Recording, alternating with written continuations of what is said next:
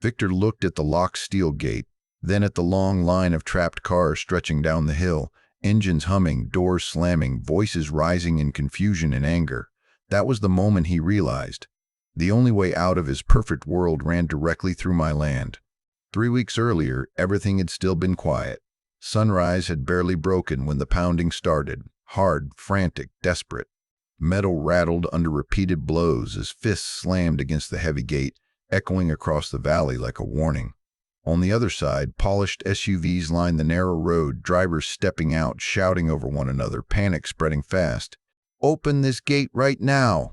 Victor Langford's voice cut through the chaos, sharp, furious, used to being obeyed. I stood on the opposite side, fingers wrapped tightly around the cold chain lock. My heart pounded, but my voice stayed steady. Behind him, residents yelled about being trapped, about work, about emergencies, about their lives suddenly stopped. And then I saw it again in my mind. 6 towering maples, gone, not fallen, not damaged, erased. Clean stumps where decades of family history once stood. That was where this war truly began. Distant police sirens whispered through the morning air. Victor stepped closer, voice low, threatening lawsuits, ruin, consequences. "You destroyed what mattered to me first," I said quietly. That was when they finally understood. Their perfect hilltop world had only one road, and it belonged to me. I tightened my grip on the lock, knowing this was only the beginning of a war that could destroy us all. If you want to hear more true stories like this, make sure you hit that subscribe button to HOA Update. And tell me in the comments, where are you watching from? 3 weeks earlier, the valley had still been quiet, the kind of quiet that feels permanent until the day it breaks. My life below Silvercrest Heights was simple, steady, almost invisible. From the ridge above, their glass balconies caught the sunrise, while my land stretched green and open beneath them, crossed only by the narrow road that wound its way up to their gated world. That land had belonged to my grandfather long before Silvercrest existed. He planted 6 maple trees along the ridge the year my father was born. Small saplings back then, fragile but full of promise. Over decades, they grew tall and powerful, their branches spreading wide, their leaves turning fire red every autumn. Those trees were not decoration. They were memory. They were history. They were family. My sister, Lena Mercer, understood that better than anyone. She had always been the steady voice between us, calm where I was stubborn, grounded where I burned hot. Whenever she visited, she walked straight to those trees first, touching their bark like greeting old friends. "These will outlive us," she used to say softly. "That's what makes them matter." But to the people above the ridge, those trees meant something else entirely. To them, they were an obstruction. The first sign came as a polite letter, clean, formal, detached. It spoke of view preservation and community aesthetics. According to the Silvercrest HOA, the upper branches of my trees partially blocked the panoramic western view from several homes. I remember reading that letter twice, confused more than angry. Those trees had stood there for decades before their houses even existed. How could something older than their community suddenly become a problem? That was when I first met Victor Langford. He came down the road one afternoon in pressed slacks and polished shoes, carrying the calm confidence of a man used to control. His voice was smooth, almost friendly, as he spoke about harmony, shared environment, and maintaining the value of the ridge. But beneath his polished tone, there was something colder, dismissal. As if my connection to the land was sentimental, negotiable, irrelevant. Then he smiled, thin, polite, final. "Mr. Mercer, be realistic. Your little family history is worth pennies compared to the property values of this ridge. Take the check and be grateful we're even offering it." That was the moment the air changed. Not rage, not yet, something colder. Because he didn't just challenge me, he tried to price what could not be sold. Weeks passed. The letters stopped. The road stayed quiet. Life returned to routine, and for a moment I believed the issue had faded. Until Lena called. Her voice was tight, controlled, but close to breaking. "Caleb, come home. Now." When I turned onto the dirt road, something felt wrong before I even saw it. The horizon looked empty, the sky too open, and then I saw the stumps. 6 massive trunks, cut clean and low. No branches, no leaves, no sound except wind brushing over bare earth where giants once stood. The smell of fresh-cut wood hung heavy in the air like something wounded. For a moment, the world narrowed, breath gone, chest tight, silence louder than any scream. Lena stood nearby, arms wrapped around herself, eyes red. "I tried to stop them," she whispered. "They said they had authorization." Authorization. The contractor, Mason Doyle, arrived soon after, brushing sawdust from his gloves like it was just another job. His tone was casual, almost indifferent, when he said the work order had been approved by Silvercrest Heights ITOA. Just like that, decades erased by paperwork. I called Victor that evening, my voice steady but shaking beneath the surface. He sounded unsurprised, prepared, controlled. He spoke of misunderstanding, community improvement, and then offered what he called reasonable compensation. Money, as if memory had a price. But beneath his words I heard the truth. Not apology, not regret, control.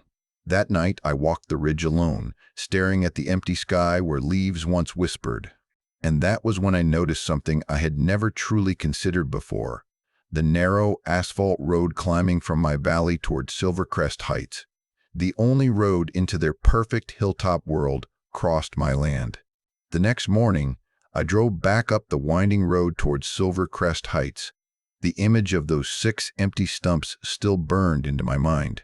Victor Langford was exactly where I expected him to be, standing near the overlook, hands behind his back, gazing out over the valley like a man surveying something he believed belonged to him. "You cut them," I said, stopping a few feet away.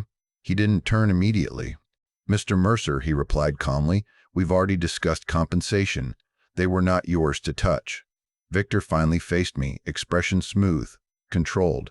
The community approved improvements to the Western View corridor. The contractors followed proper authorization. Authorization. Again, "You destroyed something that cannot be replaced," I said. Victor exhaled slowly, like a man tired of explaining simple math. "You're being emotional. We offered payment. Most people would consider that fair. Most people. Not me." That was when I understood. This conversation was never about justice.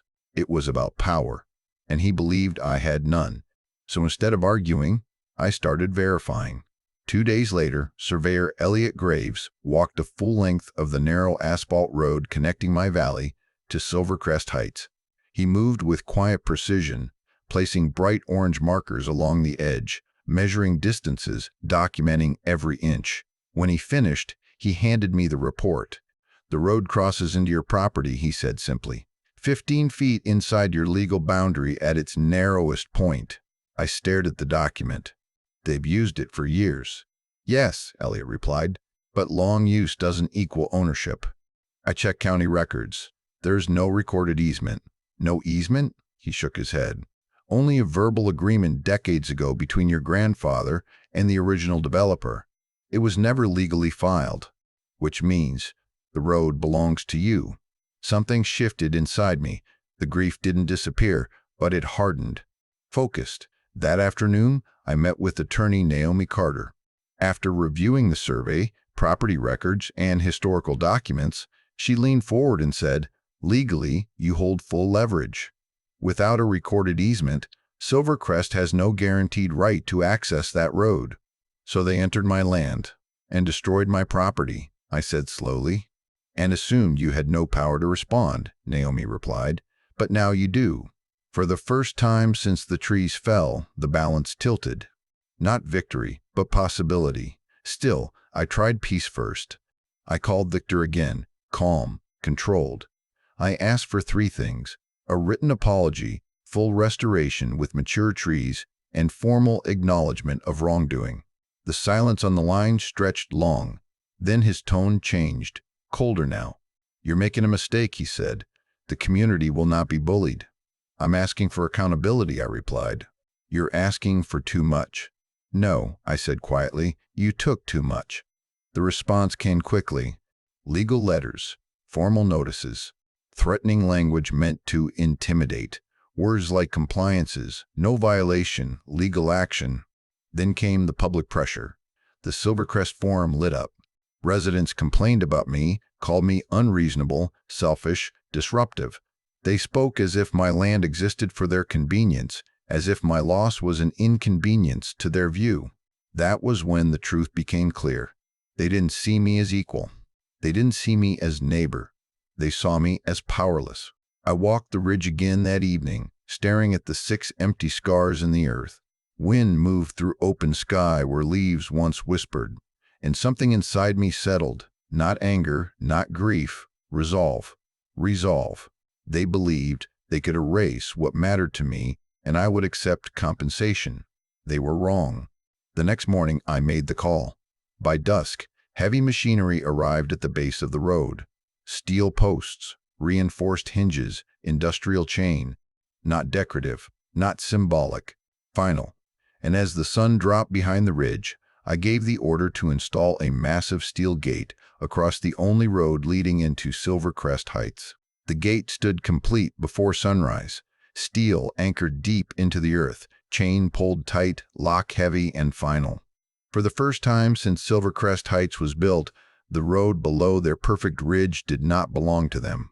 And they knew it the moment the first SUV rolled down and stopped hard at the barrier. Another car followed, then another. Within minutes, a long line of polished vehicles stretched back toward the hilltop, engines humming, doors slamming, voices rising. Confusion turned to frustration. Frustration turned to panic. Victor Langford arrived fast, fury burning through every step. The calm authority he once carried was gone. Now his voice was sharp, public, threatening. He demanded the gate opened immediately, warned of legal consequences, promised I would regret this. I stood on the opposite side, hands steady on the chain. Property rights? I said quietly. Nothing more was needed. By midday, the pressure campaign began. Legal letters arrived first. Thick envelopes filled with aggressive language, accusations, warnings. Then came the public war.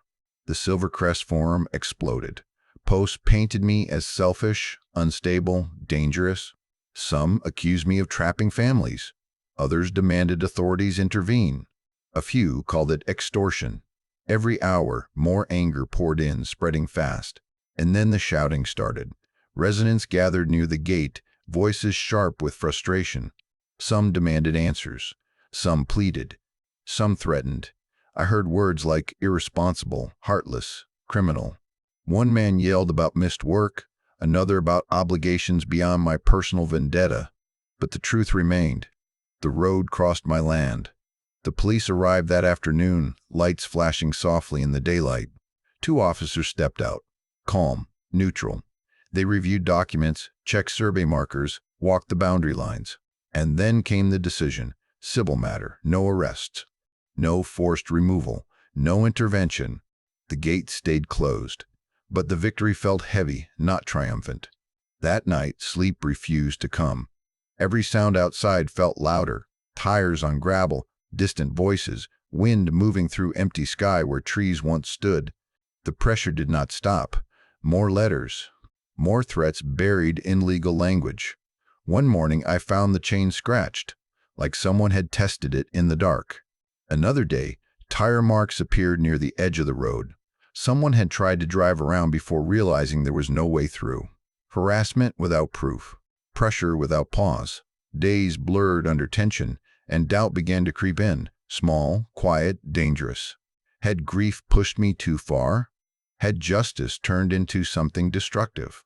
Then, late one evening, my phone buzzed. A short message. No threats, no anger, just truth. If someone needs an ambulance, they may not reach us in time. The message didn't leave my mind that night. It wasn't written with anger, and it didn't try to threaten me.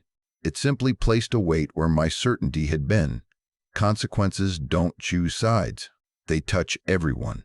The next morning, just after sunrise, I saw someone walking slowly down the road toward the gate. No crowd, no shouting, no fury. Just one woman, moving with quiet purpose. When she reached the barrier, she didn't pound on the steel or demand anything. She just stood there, breathing steady, eyes tired but clear. "My name is Emily Parks," she said softly. "I'm not here to fight you." I said nothing, waiting. My son has asthma, she continued. Last night he had trouble breathing. It wasn't severe, but for a moment I thought I might need an ambulance. And then I remembered the road was closed. Her voice trembled slightly, but she held herself together. That fear, not knowing if help could reach us, it was real. There was no accusation in her words, only truth. I know what they did to you was wrong, she said quietly. Many of us do. But the board, they don't listen. They never ask the residents before cutting your trees. Decisions are made behind closed doors. She paused, then added, "You're not the villain here, but innocent people are trapped in this fight." That sentence hit harder than any threat Victor had made. For days, I had seen Silvercrest as one force, one enemy. But standing there, looking at Emily, I realized something uncomfortable. The community wasn't just Victor Langford and his board. It was families, children, people who never touched a chainsaw, never signed a work order, never tried to erase my life. Justice had brought me this far. But unchecked, justice could become destruction. "I'm not trying to hurt your son," I said quietly. "I know," she replied. "That's why I came alone." She didn't ask me to open the gate. She didn't beg. She simply nodded once and walked back toward the hill, leaving me alone with the weight of her words. I watched her go, the morning light stretching long across the empty ridge. And for the first time since this began, I felt something shift. Not weakness, not surrender, but clarity. If I opened the gate for one, Victor would force his way through for all. Was I becoming the villain? Tell me in the comments. Would you have opened it? That question stayed with me long after the road fell quiet again. The anger was still there, and the grief still burned when I looked at the 6 empty scars in the earth. But the path forward had changed. This was no longer about revenge. It was about balance, about forcing truth into the open without becoming the very thing I was fighting. Victor had expected rage, chaos, blind retaliation. He would not expect control. That afternoon, I met with Naomi Carter again. We reviewed every document, land records, liability risks, property law, and HOA responsibility. Every line mattered. Every detail strengthened the position I now held. If this ended, it would end with accountability, not destruction. Then I spoke again with Elliot Graves, confirming measurements, boundaries, and documentation.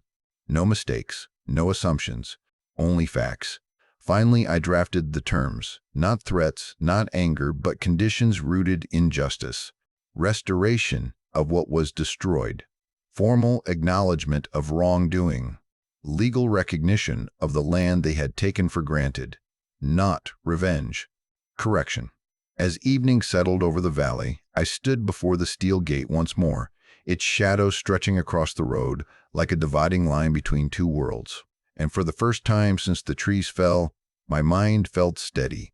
I wasn't going to burn their world down. I was going to make them answer for what they did. The fight didn't end after that morning. It changed. The shouting stopped. The chaos faded. What remained was something quieter and far more dangerous. Pressure. I began with facts. County land records, historical transfers, property maps. Every document connected to the road and the ridge was pulled, copied, verified. Naomi Carter moved through the legal language with calm precision, marking leverage points, outlining where Silvercrest Heights had crossed the line. No recorded easement, unauthorized destruction of private property, liability exposure, years of assumed privilege without legal foundation. Alone, each fact was small. Together, they formed weight. Elliot Graves returned to the site, repainting boundary markers, rechecking measurements, photographing every inch of the road. Bright survey lines cut across the asphalt like truth written in color, undeniable, visible, permanent. If this reached court, the facts would stand on their own. But the real shift was happening above the ridge. At first, the community had rallied behind Victor, loud, angry, convinced they were right. But days of disruption turned frustration into questions, then into doubt. Residents began asking why the trees had been cut without broader approval, why legal access had never been secured, why they were now trapped in a fight they never chose. The forum changed tone. Posts appeared demanding transparency. Others questioned the board's leadership. Some openly criticized Victor. The unity he once controlled began to fracture. Pressure moved inward. Legal letters from the HOA softened. The threats faded. Deadlines disappeared. They were no longer speaking from dominance. They were calculating risk. Victor, however, did not surrender easily. He appeared near the gate more than once, not shouting now, just watching, measuring, thinking. The fury that once defined him had cooled into something sharper: concern. He understood now what he had misjudged. This was no bluff. The leverage was real. Still, pride held him silent, so I prepared. With Naomi, I drafted clear terms: precise, controlled, final. Restoration of 6 mature maple trees. A written apology acknowledging unauthorized destruction of private property. A legally recorded easement with strict limits: no expansion, no assumption. Monthly compensation for road use, fair and enforceable. Full coverage of legal and restoration costs. Not punishment, accountability. Days passed under quiet tension. The gate remained closed. Cars lined the road each morning. Fewer voices raised now. More faces tired than angry. The fight had lost its spectacle, replaced by consequence.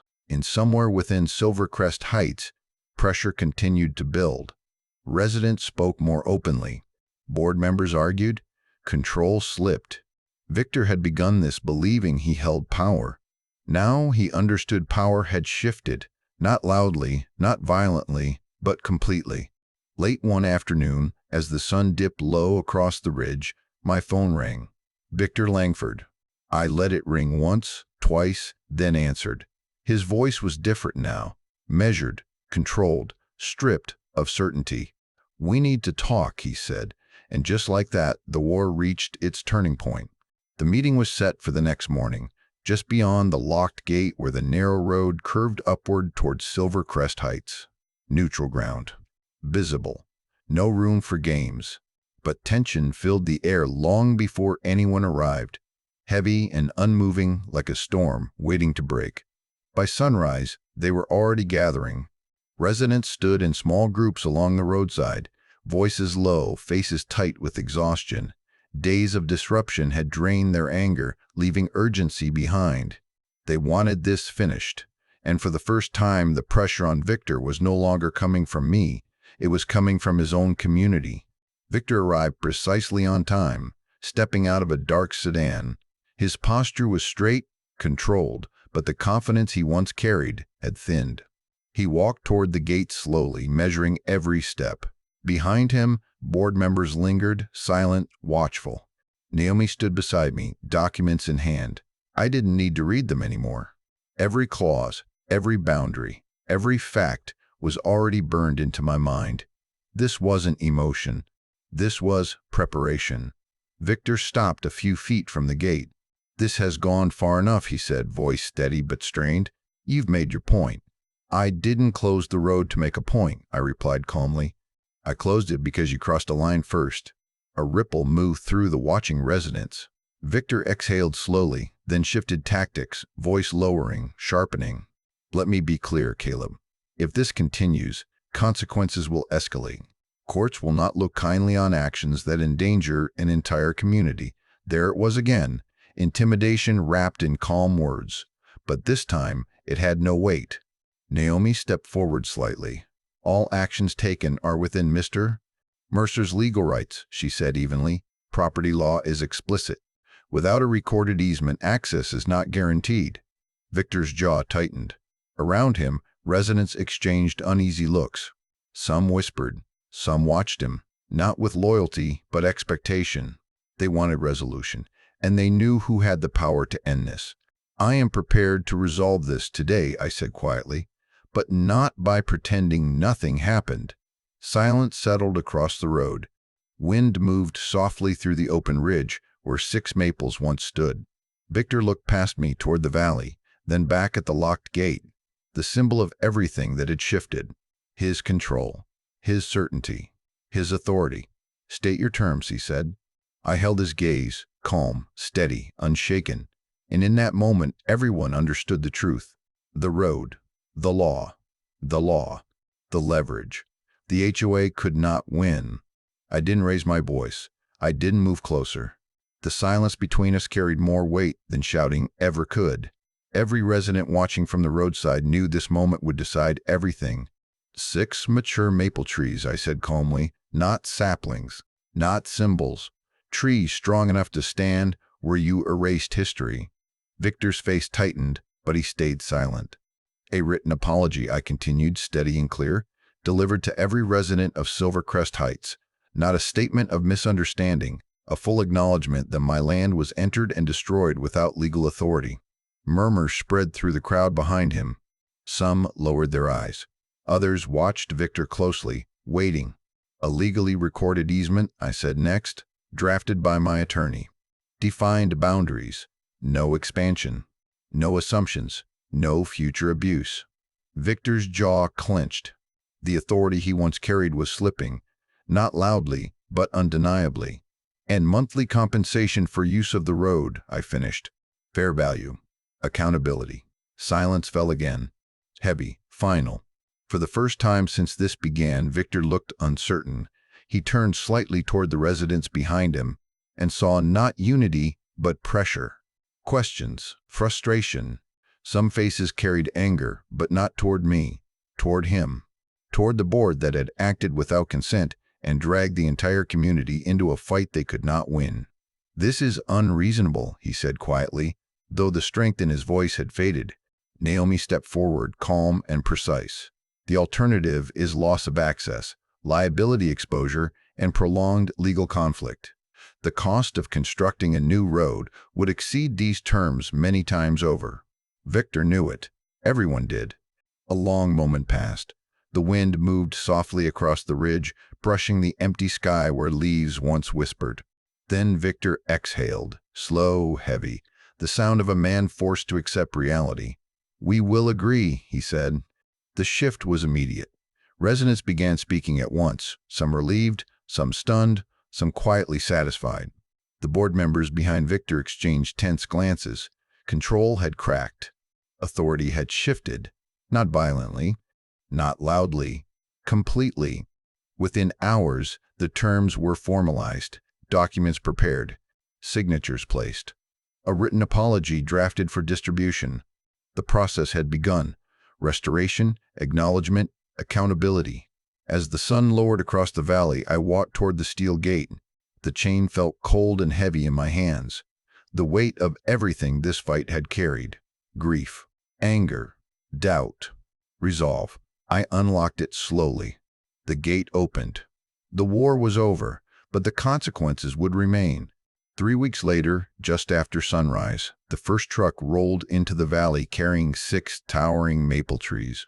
Their trunks were thick, roots wrapped carefully in burlap, branches stretching wide as if they already knew where they belonged. I stood quietly on the ridge as workers lowered each tree into the earth where the old ones had once stood. The soil closed around them slowly, firmly, life returning to places that had felt hollow and broken. It wasn't the past restored, but it was something real, something alive, something growing forward. Victor Langford came that morning too, not in polished shoes or pressed slacks, but in worn boots dusted with soil. The sharp authority he once carried was gone, replaced by something quieter, acceptance. He handed me a sealed envelope without a speech, without excuses. Inside was the written apology, signed and clear, acknowledging what had been taken and what should never have happened. When he turned to leave, he didn't look back. Some battles end without words. The first monthly payment arrived on time, exactly as agreed, not as victory, not as punishment, as recognition. For the first time, the road that crossed my land was no longer treated like convenience. It was respected. Slowly, the tension that once gripped the valley faded. Cars passed through the open gate each morning without shouting, without anger. Some drivers nodded as they passed. A few even stopped to thank me quietly, not for closing the road, but for forcing truth into the open. Above the ridge, Silvercrest changed too. The board lost its unchecked control. Decisions became transparent. Voices once ignored were finally heard. Peace returned, not fragile, not silent, but steady, balanced, earned. Some evenings, I walk along the ridge where the new maples stand tall against the sky. The wind moves differently through younger leaves, softer, lighter, but alive. And when I look towards Silvercrest Heights now, I no longer feel invisible. Because this was never just about trees. It was about what happens when power assumes your boundaries don't matter, when convenience erases history, when respect becomes optional. Victor thought he was buying a better view. He didn't realize he was trespassing on a legacy, and some things simply aren't for sale. The road runs open now, not as surrender, but as respect earned. If you want to hear more true stories like this, make sure you hit that subscribe button to HOA Update. And tell me in the comments, where are you watching from?